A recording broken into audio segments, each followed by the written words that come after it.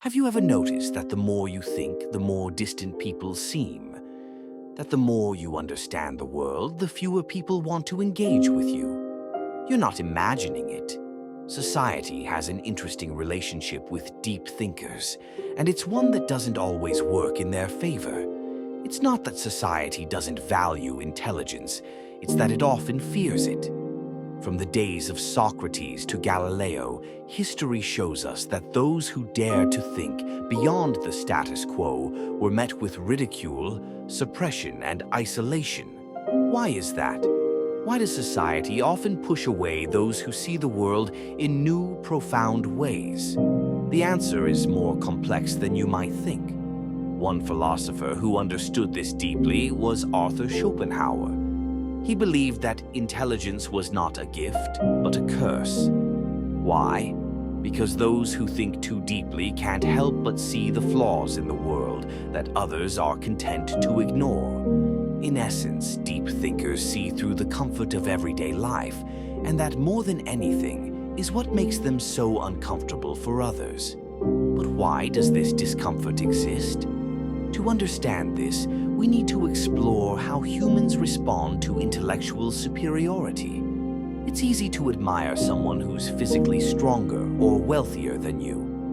But what happens when you encounter someone whose ideas challenge the very fabric of what you believe?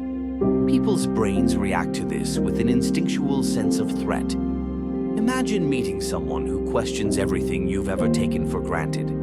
The first thing that happens is that it forces you to confront the possibility that you might not have all the answers.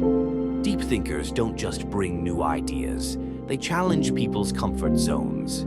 This reflection, often unconscious, can feel like an attack, even though it's not meant to be. It triggers a defensive reaction, which leads to rejection or avoidance. This explains why, despite their brilliance, many intellectuals throughout history have been marginalized. When you bring new perspectives that disrupt the collective worldview, it's not just the ideas that get rejected.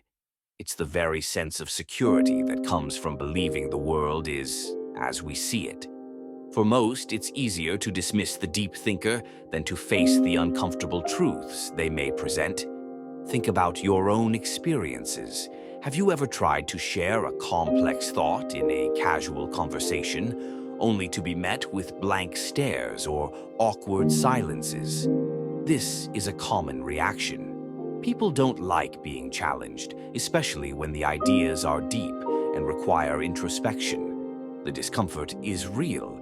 It's easier to maintain the status quo than to engage with ideas that could upend everything. This isn't just a social phenomenon. It's a biological one. Research shows that when people encounter intellectual superiority, their brain's threat detection system activates. The amygdala, the part of the brain responsible for processing fear, kicks in. Why? Because deep thinkers don't just disrupt ideas. They disrupt the very way people see themselves. It's no longer just about being intellectually challenged, it's about feeling vulnerable.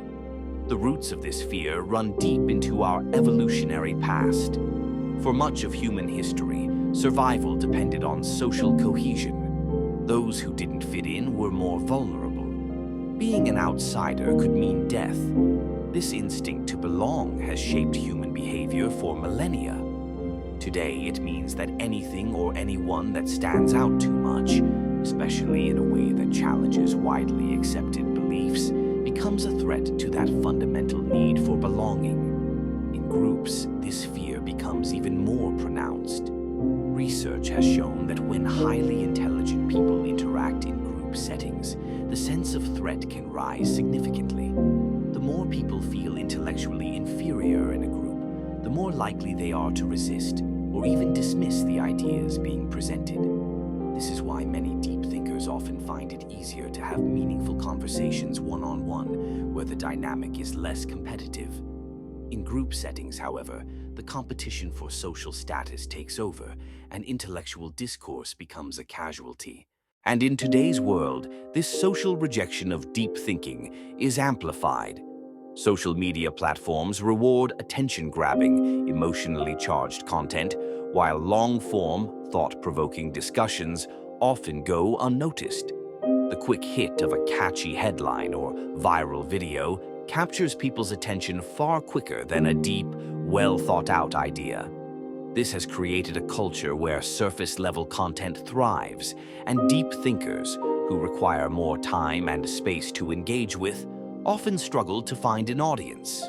This trend doesn't mean that deep thinkers should stop trying to share their ideas, but it does mean that they should understand the dynamics at play.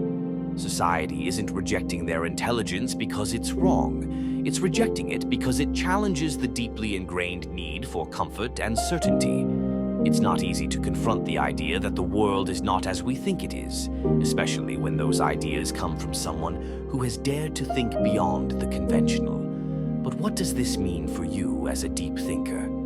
First, realize that the rejection isn't personal, it's societal. Deep thinkers often struggle not because their ideas are faulty, but because they force others to confront uncomfortable truths.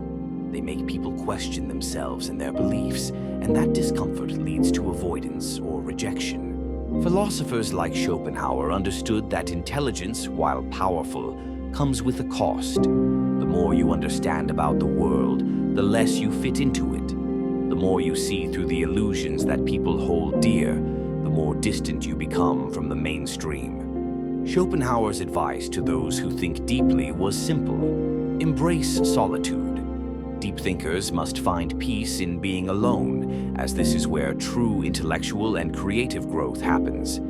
Seek out people who can challenge you and engage with your ideas, but don't expect to find that in every conversation.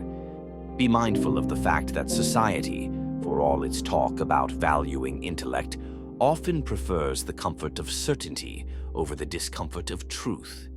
This is why intelligence and loneliness often go hand in hand. Schopenhauer argued that wisdom isn't always a path to happiness. It's a path to understanding the world's flaws, and that can often make the individual feel isolated. But with that isolation comes clarity, freedom, and the power to shape ideas in ways that others cannot. For those who truly think deeply, society's rejection is a small price to pay for the clarity that comes from understanding the truth. So, remember, deep thinkers aren't rejected because they are wrong. They are rejected because they reveal uncomfortable truths that most would rather avoid. It's not a personal failure. It's the price of seeing the world as it really is.